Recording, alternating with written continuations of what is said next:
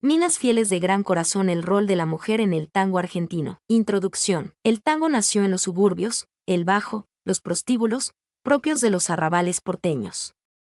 En este contexto, se desarrolló bajo el mandato de hombres marginales, excluidos, prepotentes, que cargaban mucho resentimiento y se identificaban con la figura estereotipada pero real del compadrito. Fue, por lo tanto, la expresión de un arte popular muy básico que en su pretendida diversión se convirtió en calle, patio y zaguán de un machismo arrebatado que ubicó a la mujer como objeto más que como sujeto de su vulgaridad e inmoralidades. Los escenarios donde se desarrolló el tango en su primera época fueron cómplices de esa usurpación patriarcal, es decir, de esa apropiación por parte de los hombres, como derecho exclusivo, de las letras del tango, de su contenido y de su interpretación, ya que el tango se fue abriendo camino en ranchos, las famosas casitas, antepasados del mundo prostibulario, que luego se irían a convertir en cabarets.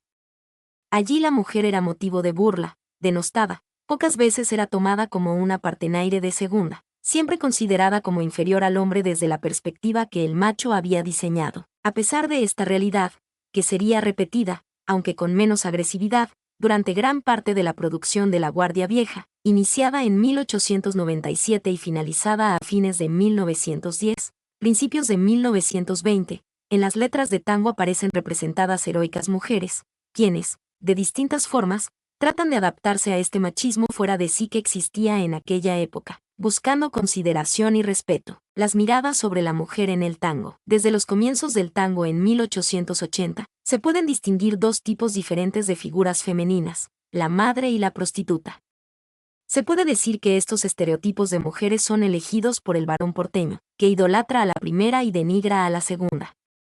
Pascual Contursi y Enrique Pedro Maroni suscriben en La mina del Ford la visión negativa del hombre sobre la mujer, que es vista como ramera. Por eso, la mina, aburrida de aguantar la vida que le di, cachó un baúl una noche, y se fue cantando así: yo quiero un cotorro, que tenga balcones, cortinas muy largas, de seda crepé, mirar los bacanes, pasando a montones, pa' ver si algún reo me dice que hace uno. Esta letra nos cuenta sobre una mujer que deja a su marido para exhibirse desde en un balcón y de esta forma seducir a un hombre con dinero que la mantenga. Esta mujer, en aquella época, era vista como una prostituta. En los prostíbulos se desarrolló el tango que originalmente era bailado y cantado por las prostitutas y sus clientes, en la ceremonia previa al comercio sexual. Al adecentarse, el tango comenzó a desarrollarse en un nuevo territorio, el barrio. Este nuevo escenario está relacionado con el surgimiento de los sectores medios que modifican el discurso orillero a partir de la introducción del ideario barrial cuyas nuevas protagonistas femeninas fueron las madres, asociadas a la función vital alimenticia. En esta nueva perspectiva cultural, la figura de la madre representa además la abnegación, el sufrimiento, el sacrificio por los demás, es la que perdona todo y espera siempre. Son la síntesis de la pureza y están asexuadas, viven en el hogar del barrio, a veces esperando inútilmente a sus hijos que se fueron. Así lo podemos ver en las letras del tango Pobre mi madre querida, de Mansi. Si es la madre en este mundo la única que nos perdona, con sentimiento profundo, sale amor y no abandona. 3. El tango comienza a marcar uno de los dramas que se repetirán a lo largo de casi todas las letras: el hombre abandonado. Así se comienza a construir una mujer, que se llora por partida doble, la mujer sexual, degradada en su condición de objeto de goce, y la mujer maternal, elevada al rango de objeto de idealización. Sola, fané, descangallada, la vi esta madrugada, salir de un cabaret, flaca, 2/4 de cogote, una percha en el escote, bajo la nuez.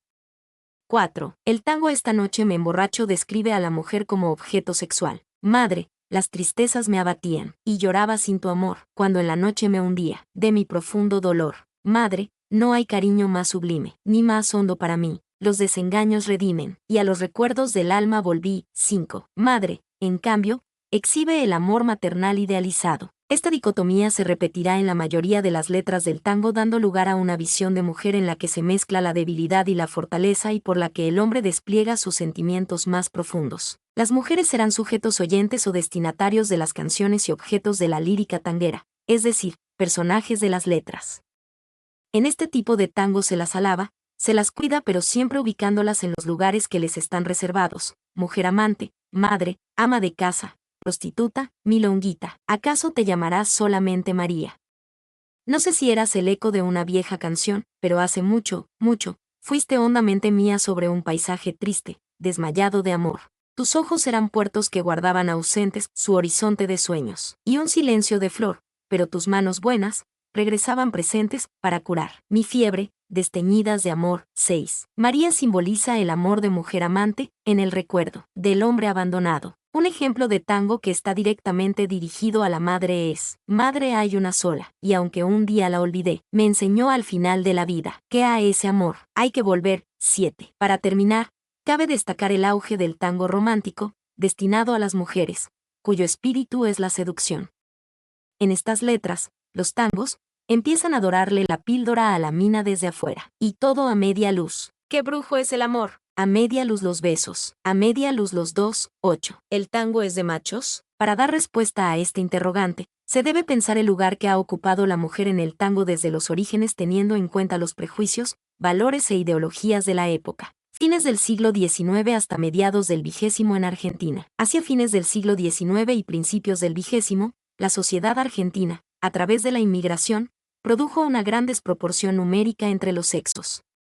Afluían más varones que mujeres, incluso porque los primeros eran peones golondrinas que solo permanecían en el país una parte del año. En este contexto, se manifiesta un auge de la prostitución como nunca antes se había visto. El género musical que prevalecía en los prostíbulos era el tango, cuyas melodías iniciales se ejecutaban para bailarse entre hombres. Desde el inicio, entonces, el mismo quedó relegado al cerrado círculo de lo masculino. Recién a fines de siglo comenzaron a aparecer las mujeres que se atrevieron a incluir tangos en sus repertorios. Eran cantantes que con voz aflautada entonaban temas en tono picaresco. No se trataba de coplas prostibularias, sino de letras que, cuando mucho, tenían doble sentido. Este era el máximo de lo soportado por la moral finisecular para una voz femenina. Las primeras cancionistas no tenían un espacio y una personalidad definidos. Sus registros eran siempre de soprano. Habrían de pasar años hasta que las mezzosopranos impusieran su registro como arquetipo del tango. Una de las maneras de encarar el tango por parte de las mujeres, que habrá de persistir en los años siguientes, es la de su ocultamiento sexual. Prefiere vestirse de hombre para actuar y elige el uniforme del compadrito orillero. De esta forma se aceptaba que la mujer asumiese un rol biológicamente ajeno. El disfraz impulsaba al público a aceptar un papel engañoso. De otro modo, la misma condición genérica del ejecutante no parecía la adecuada para el lugar que le estaba reservado a la mujer por la sociedad. Así la cancionista asumía un oficio masculino, lo cual era una manera de aceptar la preeminencia del varón. En la primera película sonora argentina, Tango, sale Azucena Maizani cantando la canción de Buenos Aires al inicio del filme y hacia el final del mismo canta Milonga del 900. Para facilitar la aceptación del público acostumbrado a los cantantes masculinos, la intérprete aparece vestida de hombre. Este último tema, Milonga del 900, profesa los siguientes versos: me gusta lo desparejo, y no voy por la vedera. Uso fungi a lo macera, calzo bota militar. La quise porque la quise, y por eso ando penando. Se me fue ya ni sé cuándo volverá. Me la nombran las guitarras, cuando dicen su canción, las callecitas del barrio, y el filo de mi facón. 9. En el film, la actriz no solo se viste de varón sino que, además, canta estas estrofas que son escritas para ser interpretadas por un hombre o, como en este caso, por una artista travestida. Otro factor de importancia fue la inclusión de los tangos en los sainetes. El entusiasmo del público impulsó a los empresarios teatrales a insistir en la fórmula y las actrices no tuvieron otro remedio que cantar, y rápidamente aceptaron su nuevo papel. Las cancionistas poseían diferentes registros de voces y surgieron de diferentes orígenes, del mundo teatral, del folclórico o del canto coral. Muchas de ellas no pudieron brillar como lo merecían y permanecieron en segunda línea, no tanto por su calidad artística como por cuestiones de género que frenaron su impulso e inserción en la escucha de la gente. Con el transcurrir del tiempo, los hombres pudieron aceptar que una mujer cantara tango, pero costaría más que los compusiera o que los ejecutase. Hubo varias orquestas de señoritas aunque no prosperaron en el tiempo. Paquita Bernardo, bandoneonista. Lo mismo sucedió con las letristas, ya que fueron solo algunas las que trascendieron: Eladia Blázquez, María Elena Walsh, y lo hicieron después de los años 60. Otras autoras firmaban con nombres masculinos para engañar a la sociedad que no les permitía desarrollar su vocación, como María Luisa Carnelli, que firmaba como Luis Mario o Mario Castro. De esta manera, en un ámbito originariamente masculino, la mujer comienza a dar sus primeros pasos.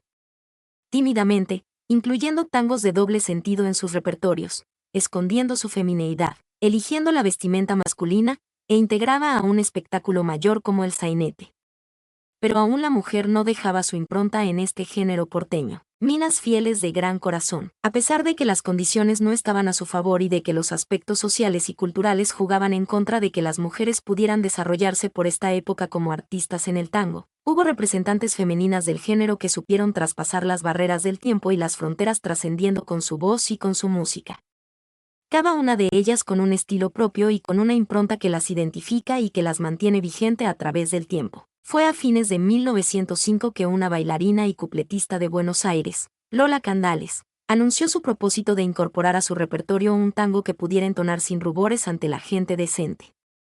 Entonces Enrique Saborido y Ángel Villoldo aceptan la propuesta y escriben La Morocha, en cuya primera estrofa encontramos estos bonitos versos que dicen: yo soy la morocha, la más agraciada, la más renombrada, de esta población. Soy la que al paisano, muy de madrugada, brinda un cimarrón, 10. La morocha se convirtió, entonces, rápidamente, en una de las melodías más solicitadas por el público, por lo que fue incluida en distintos repertorios. Entre las precursoras femeninas que se animaron a cantar tango se destaca Pepita Avellaneda. Las escasas fotografías que de ella se conservan la muestran con gorra de marinero y pollera tableada, las medias blancas, el gesto inocente. En otra imagen está vestida de varón con pañuelo anudado al cuello, un cigarrillo en la boca y la guitarra en la falda. 11. Imágenes que señalan dos maneras bien definidas de encarar el tango por parte de las mujeres y que habrán de persistir en los años siguientes. Ver anexo 1 y anexo 2. La primera desde el estereotipo pequeño burgués de femineidad romántica, cuyo paradigma hacia los 30 será Libertad Lamarque. La otra, desde el ocultamiento sexual de la mujer que prefiere vestirse de hombre para actuar. Entre las contemporáneas de Pepita Avellaneda, cuya notoriedad no pudo superar los años del centenario, se destacó la cantante Linda Telma, ver anexo 3, quien al advertir el comienzo de su declinación en Buenos Aires viajó a España y a Francia, donde tras presentarse en el Moulin Rouge enfundada en exóticos disfraces supuestamente gauchescos, fue contratada para participar en la primera gira europea de la orquesta de Francisco Canaro.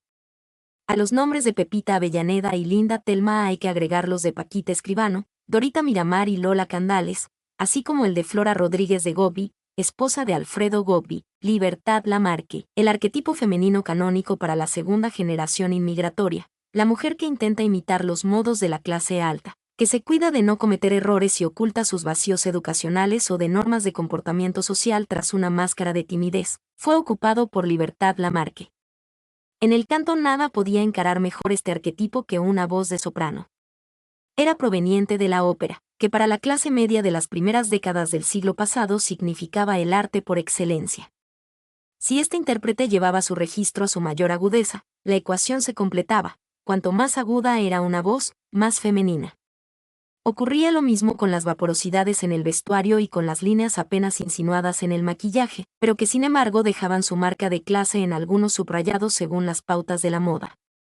Ver anexo 4. Según cuenta el escritor Horacio Salas, en su libro El tango, el repertorio de Libertad Lamarque pone de manifiesto su función de arquetipo femenino de la pequeña burguesía de los 30. La única transgresión que se permite la cantante es la utilización del vos, porque hasta la llegada del gobierno de facto en 1943, la mayoría de las letras raramente recurrían al tuteo. 12.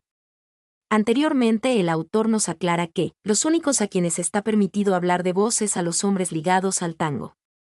Es así como, por ejemplo, en La vida es un tango o en Así es la vida, los personajes encarnados por Florencio Parravicini, Tito Luciardo, Elías Alipi y Enrique Muñoz resultaban creíbles, mientras que los supuestos aristócratas de la cinematografía, con su cursi gestualidad y su lenguaje impostado, se revelan solo como imitadores que no han podido observar ni de lejos a los auténticos modelos, para quienes la realidad verbal fue siempre el voceo. 13. La mujer que encarna Libertad Lamarque, en su carrera local, ocupa muchos roles.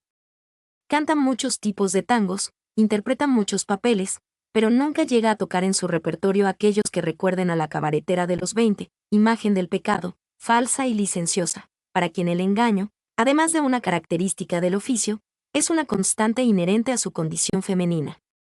Entre ellos observamos los sufrimientos de la mujer casada. Déjame, no quiero que me beses. por tu culpa estoy sufriendo la tortura de mis penas. Déjame, no quiero que me toques. Me lastiman esas manos, me lastiman y me queman. 14. Los nuevos tangos invierten el esquema. El problema deja de ser sentimental para convertirse en económico. El engaño es traición, pero también debe considerarse que quedarse sola le implica a la mujer quedar totalmente insegura. En otras palabras, en tiempos de grave crisis, quedarse sin el sostén de un ingreso seguro lleva implícita la miseria. ¿Acaso sin advertirlo, Libertad Lamarque se convierte en vocera de esa degradación femenina, de esa obligación de sobrellevar al hombre que engaña y maltrata? ¿Cuántos años aguantando mis condenas, soportando resignada tus abandonos? ¿Cuántas noches encerrada con mis penas? Yo deseaba liberarme de tus enconos. ¿Por qué soy buena si no sos merecedor? ¿Por qué te busco si me llenas de dolor? Si supieras todo el daño que me has hecho, llorarías en mi pecho tu desamor. 15. Tita Merello, Tita de América. Laura Ana Merello, más conocida como Tita Merello, asumió desde el humor la representación de los sectores marginales, que nacidos en la más extrema pobreza arribaron al centro con el objeto de sobrevivir en el mundo del tango. Ver anexo 5. Algunas de las letras de su repertorio son recuerdos de la picaresca de los primeros años y representan, en la misma asunción de su origen, una burla a la tilinguería del medio pelo porteño abocado a ocultar el ámbito en que transcurrieron los años de la infancia y las dificultades económicas sufridas hasta llegar el momento del éxito. Las letras de tango parecían estar hechas para que ellas las interpretara. Es más, parecían biografías suyas. Se dice de mí, pipistrela, arrabalera, que Bachaché producen esa sensación, la sensación de alguien que nos está contando su vida o dando opiniones muy personales. No era muy afinada y algunos aseguran que era absolutamente desafinada. Sin lugar a dudas, el tema más representativo de la prolongada carrera de Tita es Se dice de mí, por su temática y la manera de interpretarlo. El público lo asoció a su figura inmediatamente. Y se convirtió en un tango infaltable en su repertorio. En él se ríe de sí misma como si fuera un autorretrato. Se dice de mí, se dice de mí, se dice de mí, se dice que soy fiera, que camino a lo malevo, que soy chueca y que me muevo, con un aire compadrón, que parezco leguizamo, mi nariz es puntiaguda, la figura no me ayuda, y mi boca es un buzón. Se dicen muchas cosas, más si el bulto no interesa, ¿por qué pierden la cabeza? Ocupándose de mí, hasta aquí la letra nos muestra todo el aspecto negativo, de quien lo canta, en este caso, Tita. Los hombres jamás se interesarían por una mujer de semejantes características físicas, aunque ponen todos sus sentidos en ella, siempre observando la parte negativa de su figura. Pero la letra continúa y nos describe cualidades positivas, ocultas a las miradas de los hombres, y ocultan de mí, ocultan que yo tengo unos ojos soñadores, además otros primores, que producen sensación. Si soy fiera sé que, en cambio, tengo un cutis de muñeca. Los que dicen que soy chueca, no me han visto en camisón. 16. En 1933 pudo verse por primera vez en las pantallas cinematográficas, junto a Libertad Lamarque, en un filme de Luis Mobliabart, Tango, cuyo argumento había sido escrito por Carlos de la Púa. Ver anexo 6. De a poco Tita fue dejando su faceta tanguera, dedicándose más a la actuación, aunque en buena parte de sus películas acostumbraba a entonar alguna canción. Siempre hubo en su voz un aire desencantado, irónico, que le emparentaba con Discépolo. Y como él, tampoco evitaba la sonrisa escéptica o burlona. Ada Falcón, yo no sé qué me han hecho tus ojos. Otra voz de enorme popularidad en los años 30 fue la de Ada Falcón, la más notoria de tres hermanas dedicadas al tango, Ada, Adelma y Amanda. Se había iniciado como tonadillera con el seudónimo de la Joyita Argentina. Su voz de mezzosoprano se adecuó a las necesidades tangueras, lo que no pasó inadvertido a varios directores de orquesta que aceptaron grabar acompañándola, como Francisco Canaro y Osvaldo Fresedo, por ejemplo. Una nota publicada en el número de la revista La Canción Moderna correspondiente al 27 de febrero de 1933 sirve para resaltar el éxito de esta cantante por esos años. La Falcón es la más fonográfica de nuestras cancionistas. Hace tiempo que lo sostenemos, pero, si algún lector duda de nuestras afirmaciones lo remitiremos a que escuche la última creación de Adita, titulada Secreto. Es un tango de Discépolo, con eso decimos que todo el mundo lo canta, pero el arte de la Falcón es muy grande y arrebatador y ha encontrado en esta canción toda la causalidad propicia para volcar su temperamento de mujer intérprete y mujer artista. La Falcón, con este disco, se pone automáticamente a la cabeza de todas nuestras cancionistas. A partir del documental Yo no sé qué me han hecho tus ojos podemos construir una semblanza de esta cantante, que decidió dejar tempranamente el tango y el mundo del espectáculo para consagrar su vida a la religión, sin que haya un nuevo registro, a partir de ese momento, de su actividad artística. Se dice, en el documental, que la relación con Francisco Canaro, compositor de tangos, violinista y director de orquesta, escapaba de los límites profesionales. Había algo más. La historia de Ada y Canaro ocupa un lugar privilegiado entre las leyendas tangueras. En aquellos años todos estos temas eran prohibidos.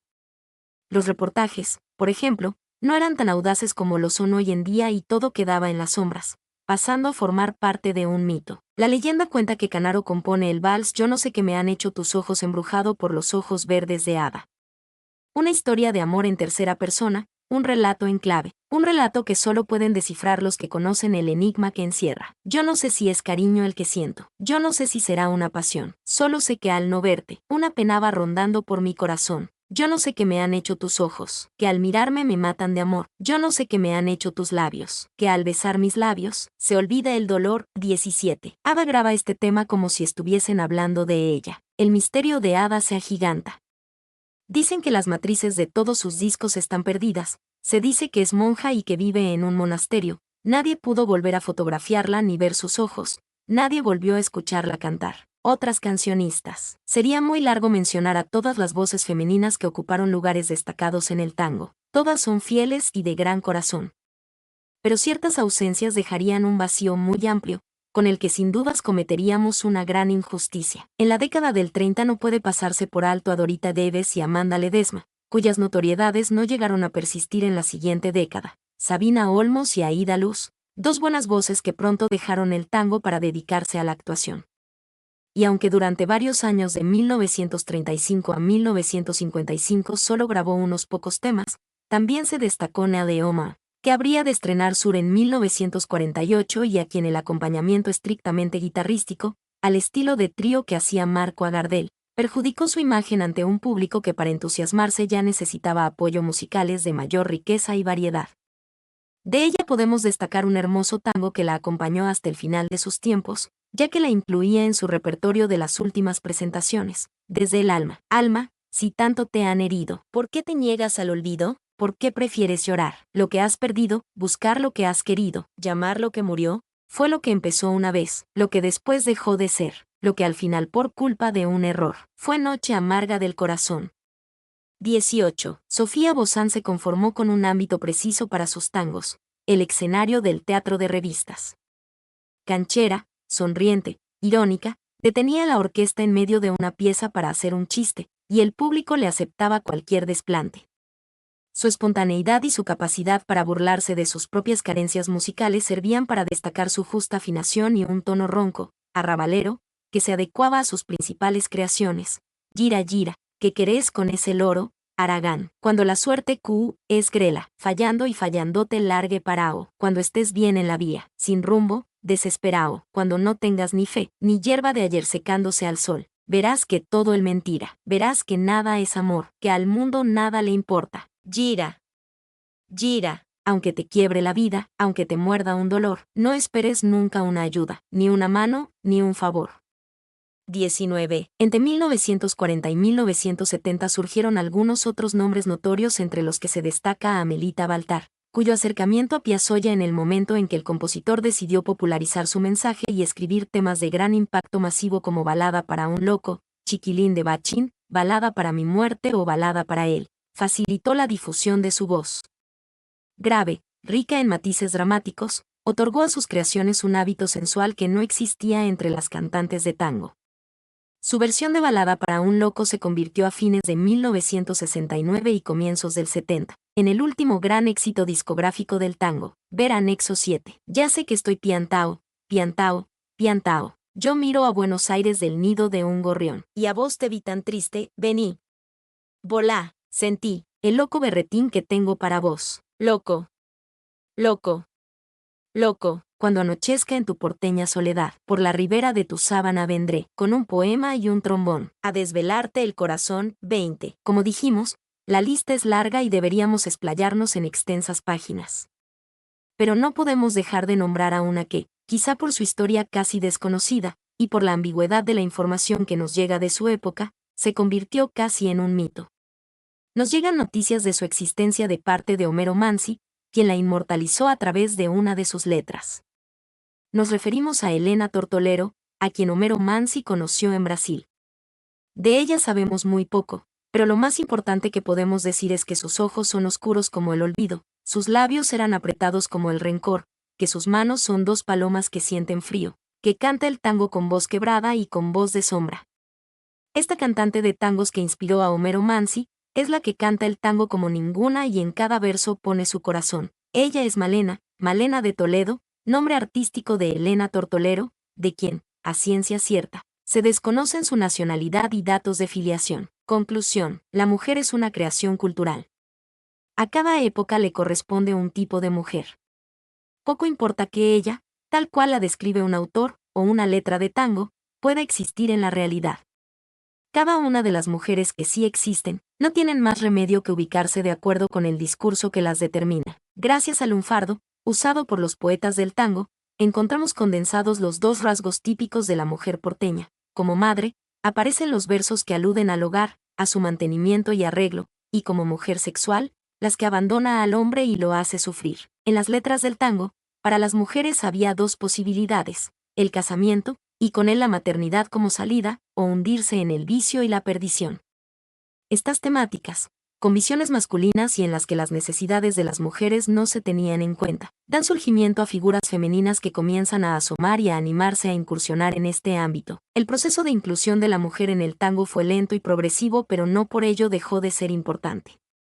Las primeras damas que interpretaron las letras masculinas y ocuparon los espacios que estaban destinados al hombre, sentaron un precedente y allanaron el camino a las sucesivas cantantes, intérpretes y artistas que el tango dio a lo largo de la historia y con las que aún nos deleita. Las letras del tango dejaron de estigmatizar a la mujer y la incluyeron resaltando sus virtudes.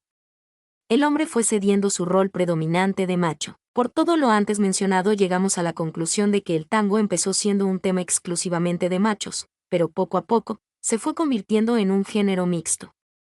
En la actualidad incluye tanto en sus letras, intérpretes y compositores a hombres y mujeres por igual. Autor: Mauro Hernán Latínico Givadino. Mi nombre es Demim. Soy tu asistente personal. Mi sitio en internet es demim.es.tl.